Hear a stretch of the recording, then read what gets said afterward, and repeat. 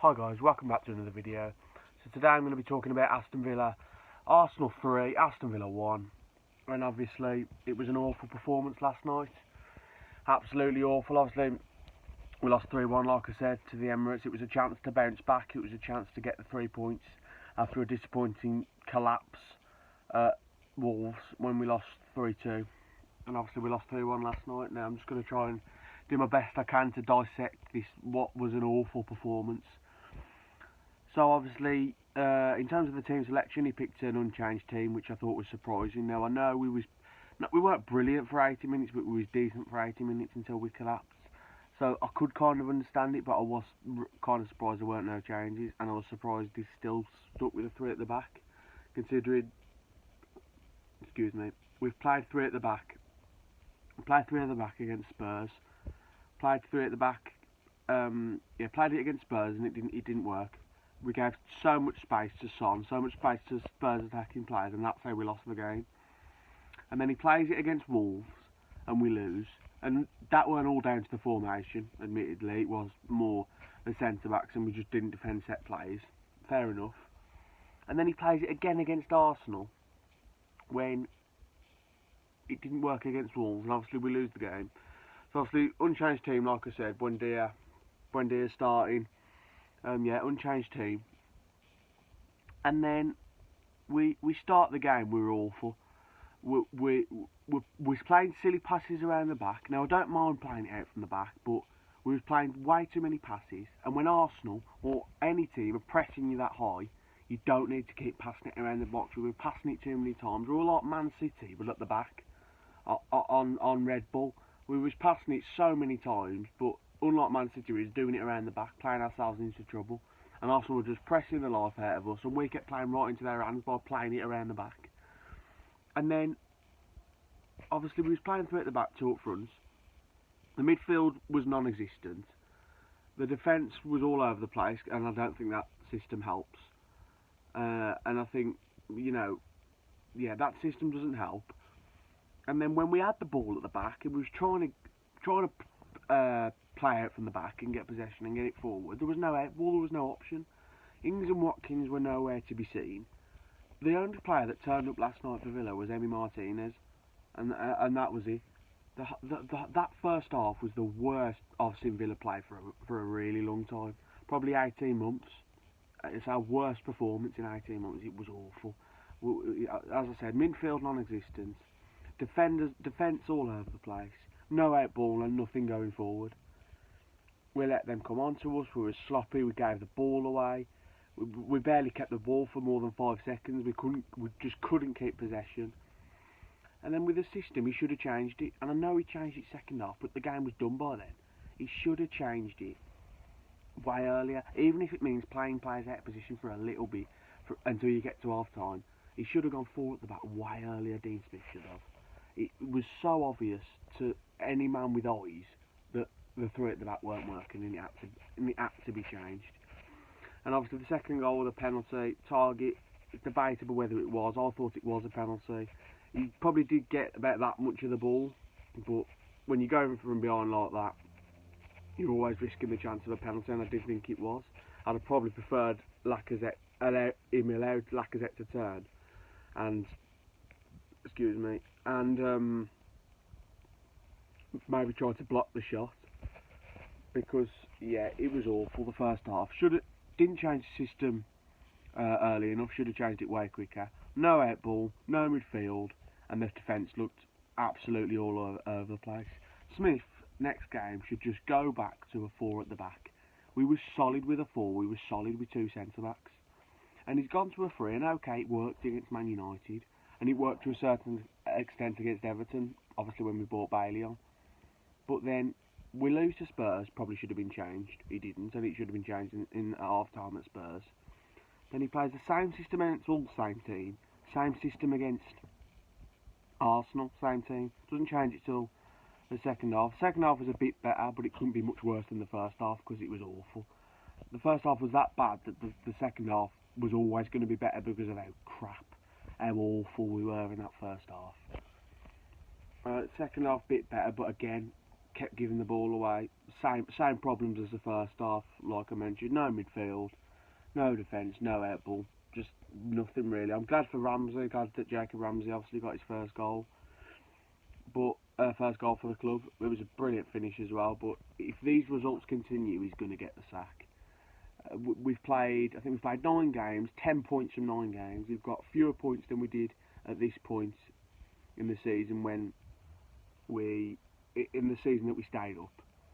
Like, it's just awful. These performances can't continue. The Spurs one was a poor performance. Wolves, we played well for 80 minutes, but it's not an 80-minute game, it's a 90-minute game. And then Arsenal, it was awful in that first half and only slightly better in the second half because the first half was so bad. To save his job now, because I think that's territory, that's the place that we're in. If these results and performances continue, he's going to get the sack. It's going to be the end of the road for Smith. And if we lose probably the next one, I'm probably going to be Smith out, to be honest, because you cannot keep. With the money he's had nearly 400 million in 3 years, and I was always happy with him on the proviso that we will progress and we will be on that upwards trajectory. This season we're not. This season it looks like we're going backwards. We've won 3 in 9 games, and I think we've drawn a few as well. Like I said, 10 points from 9 games. That's awful. Villa fans don't expect Champions League football. Some expect Europa League, but if you're realistic, you probably don't even expect Europa League. You expect top 10, and at the moment, we don't even look like we're going to get that. So I was thinking, if these results and performances continue, he's definitely 100% going to get the sack.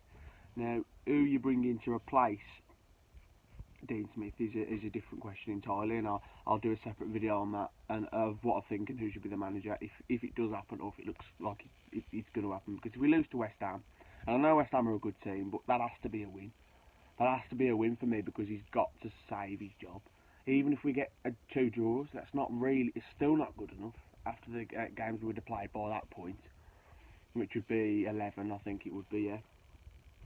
So we've got to start getting wins. He needs to go back to 4 at the back, which I think he will do. But then it's mad because he come out in the press, Smith did, and he said the system wasn't the problem, and we didn't do the basics right, which we haven't done for the last 2 weeks. We haven't done the basics. We didn't do the basics right. But he said the system wasn't the problem, which was baffling, because if the system wasn't the problem, Smith, why did you change it? Now, I'm glad he changed it, but if he genuinely thought the system wasn't the problem, then why did he change it at half time? It obviously was the problem. And also, there's obviously rumours on Twitter, I don't know if everyone's seen them, about Sanson kicked off at Smith for when Al Ghazi came on for rings. Sanson kicked off in the tunnel at Smith, threw a water bottle in and gave him the middle finger. Now, I don't know how true that is, could be completely made up, but if that is true, then he's lost the dressing room. Apparently there's rumours of McGinn and Mings arguing. Their players argue, that's fine, but it does seem like there's not quite something right. If that's true about Sanson just kicking off at Smith, he's lost the dressing room, and if he's lost the dressing room, this is only heading one way. Players will down tools, and perhaps that shouldn't happen. It probably shouldn't happen, but players do it. If they don't want to play for a manager, don't believe in the philosophy and the tactics and what the manager's trying to do with the team, players will just say, you know what, forget it. We'll just get through these games, but we won't put 100% effort in because we want this manager gone. And we'll see on Sunday. Obviously, I hope we play 4 at the back. The team for me should be Martinez, Cash, Compton, Mings, and I know there's debate on Mings, but I would still play Mings. Target, Louise, McGinn, and then Ramsey, Sanson, take your pick, or maybe put Wendy at the 10, who knows. And then Ings up front on his own. I don't think Watkins has been good enough, and obviously Ings don't do much in games, but he's been getting the goals, so you can't really drop Ings. Buendia on the right, Bailey on the left, providing he don't, get another injury in flipping training, because that'd just be okay, I can't speak, be just our luck at the moment. He needs to go back to 4-3-3, because this 3-5-2 should have been dropped, like I said, after the Tottenham game. It's okay to have a plan A and a plan B and different styles, But you're paid, Smith, to make these changes when they're necessary to make. Excuse me. And if a system's not working, you need to be able to change it. And like I said, it should have been changed a few games ago. Yeah, it was an awful performance. And you know, Smith's been like in this before, and his back's against the wall. And a bit like Ollie at Man United, his back's against the wall. He needs a result. He needs performance to keep his job. For example, Burnley New Year's Day, the one where Wesley got injured. From that Ben Mee challenge, we won 2-1, and Perslow was there. And I think because that was after the Watford game when we lost 3-0. If we'd have lost that Burnley game, he'd have been sacked. And then obviously, in my opinion, Chelsea game. If that had been played on the original date before lockdown, it was lockdown and everything. Apparently, there was heavy rumours that if he'd have lost that, which we probably would have, that he'd have been sacked. So he's got away with it, or he'll pull out a result when he needs one. Maybe he'll do that next week. I can't see it. Like I said, fewer points than we had at this point when we were just survived. And also, we didn't lose 3 in a row the entirety of last season.